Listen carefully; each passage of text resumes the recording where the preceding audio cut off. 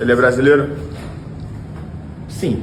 Não, pera aí. Tu já tá na dúvida se ele é brasileiro ou não? Vou trocar então, vou trocar. Não troca, pô. Não precisa ser brasileiro. Ele é brasileiro? É. Ah, então é. Ele joga na seleção? Não. Ele já jogou na seleção? Não. Não jogou na seleção. Ele joga no Flamengo? Já jogou no Flamengo? Sim. Joga no Flamengo? Então é atual brasileiro, joga no Flamengo. Ele joga do meio pra frente? Sim. Ele é canhoto? Não.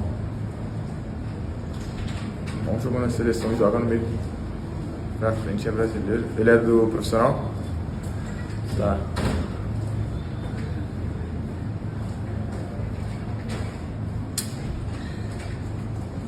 Ele é jovem?